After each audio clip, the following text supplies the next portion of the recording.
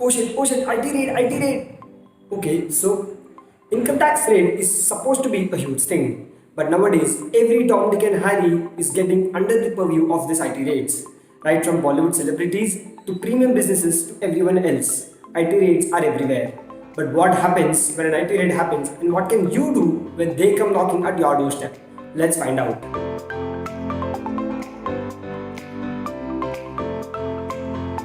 Income tax raid can take place when the income tax department believes that you have hoarded a lot of unaccounted cash or you have undertaken certain fraudulent transactions.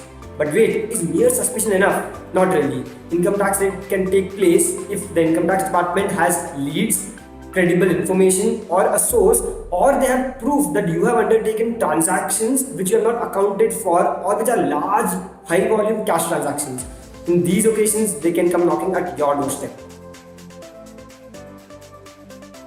Basically, they don't take and go anything. They can seize things, and they can seize documents, diaries, any written notes, all your working papers, all your gold, bullion, jewelry which is unexplained, your computer disk, hard drives, a lot of things, right?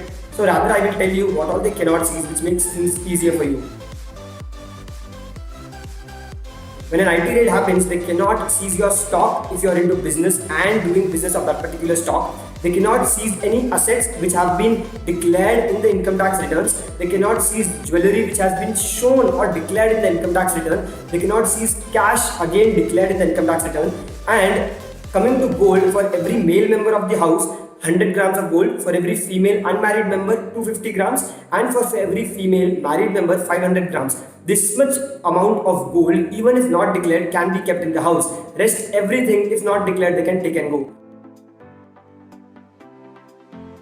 So much on income tax raid. But what exactly are the powers of these officers? The income tax department officers who come for raid have the powers to seize anything, to break open the lockers, to take away the locker keys and open them, to check everything or every bit of your house or any of your personal belongings, to make a list of all the belongings that you have so that they can match later with what you have recorded or declared.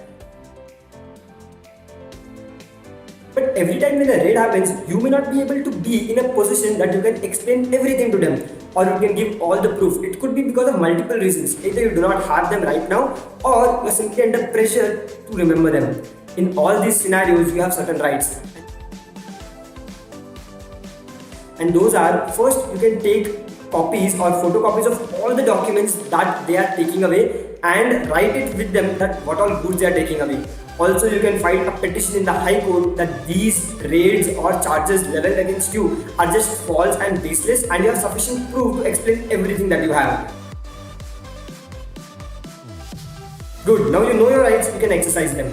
But during the raid, what all is allowed? During the raid, you can eat your meals, you can eat your medicines, you can have doctors visit you, you can have your children go to school after checking their bags. Also, if you feel that a lot of injustice is happening on you, what you can do is from your locality, you can call two people which are independent so that they can also oversee the raids. Not to forget and to repeat, you can also take a copy of the Panchnama. Panchnama is basically a document which has a list of all the goods that they are seizing and going.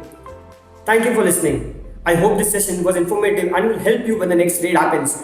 And if not you, you can send it to your friend whom it can help. You know who it is.